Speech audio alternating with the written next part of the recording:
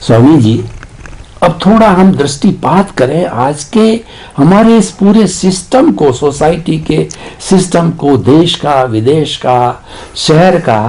तो उसके अंदर कार्यपालिका होती है, न्यायपालिका होती है, और उसके बाद में एग्जीक्यूशन करने वाले होते हैं। हर एक के सिस्टम अपने अपने अधिकार बने हुए हैं, और उन अधिकारों के जो बड़े बड़े अफसर होते हैं, आईएएस, आईपीएस वगैरह, एग्जीक्यूटिव्स वगैरह, बड़े हाईली क्वालिफाइड, बहुत बड़े पढ़े हुए, बड़े बड़े डिग्री धारक होते हैं, और उनको बचपन से लगा करके उनकी पीजी तक, उनकी पीएचडी तक ये घोट घोट कर पिलाया जाता है, बताया जाता है कि न्याय करो, किसी के साथ बुरा व्यवहार मत करो, honesty is the best policy, सारी अच्छी अच्छी बातें उसमें बताई जाती। पर जब व्यक्ति पोस्ट पर जाता है, जज की पोस्ट पर या वकील की पोस्ट पर या किसी बड़ी पोस्ट पर, तब वो घूस लेता है।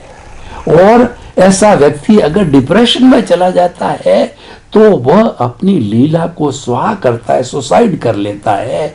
और कुछ कुछ तो ऐसे बड़े हाईली क्वालिफाइड देखा कि वो रेप करते हैं अपनी बहन बेटियों का। तो देखिए कितना बड़ा विरोधाभास, इधर तो उनको शिक्षा दी जा रही है और इधर वो उस शिक्षा को लंबे समय तक 15 साल तक ग्रहण करके, और किस रूप के अंदर उसको ग्रहण करते हैं, पालन करते हैं। ये विरोधाभास कैसे मिटे कि व्यक्ति में वो शालीनता है। तो अध्यात्म विज्ञान, आप उपदेश देने वाले, आप तो वैसा जीवन जी रहे हैं, तो हमको वो उपदेश दीजिए कि हम इस जो है, जो ये बुराइयां चल रही है, उससे दूर हट सके। देखो, संसार के अंदर तो हर व्यक्ति को अपने संजोगों के मुताबिक, कर्म के भुगतान के मुताबिक अच्छे बुरे संजोग तो आएंगे। भुगतान तो भगवान श्री राम को भी करनी पड़ी, भगवान श्री कृष्ण को भी करनी पड़ी, और भगवान महावीर को भी करनी पड़ी। और हर महान पुरुषों को अपने जीवन में दिक्कत तो आएगी, मगर दिक्कतों से घबराने की जरूरत नहीं है।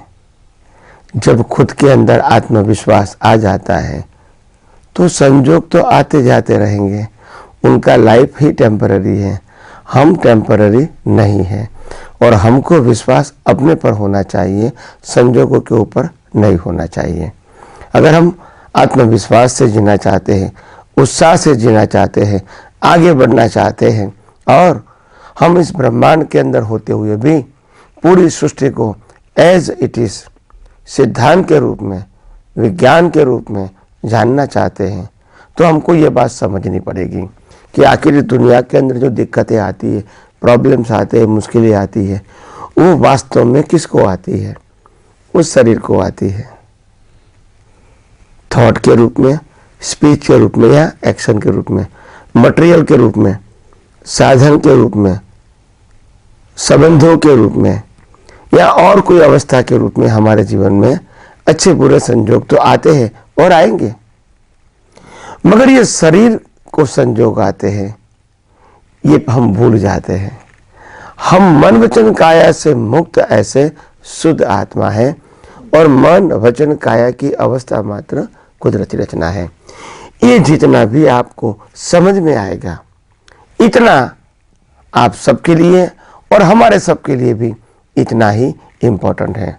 मगर बार बार हम, क्योंकि पिछला अब अभ्यास यही है कि हम जो कुछ भी पुरुषार्थ करेंगे वो मन वचन काया से करेंगे, बस यही भ्रांति हमारे जीवन में चलती है।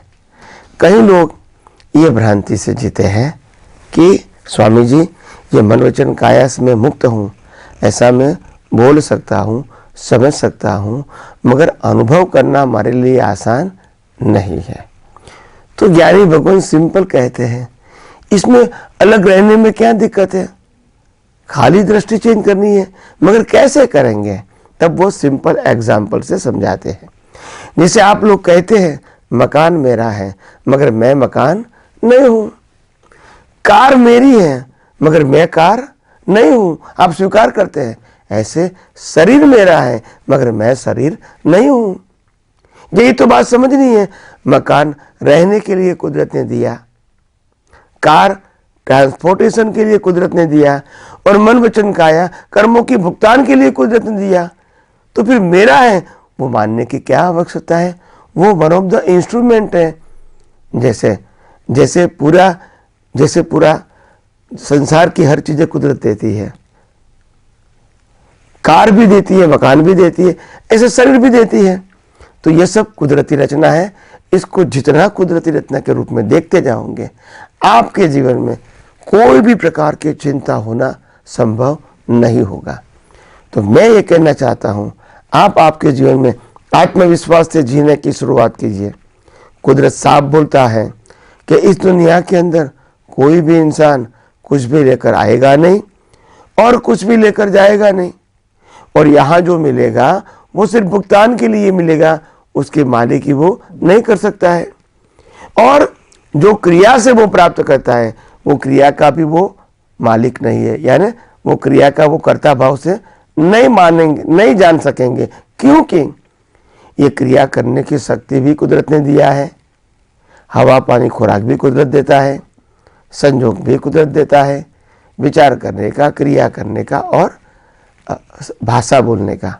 तो इसीलिए ये मन वचन काया तीनों जितना जितना कुदरती रचना के रूप में समझ में आएगा, हमारा आत्मविश्वास बढ़ेगा। तो आइए हम सब यही आध्यात्मिक विज्ञान को और गौर से समझने की कोशिश करेंगे।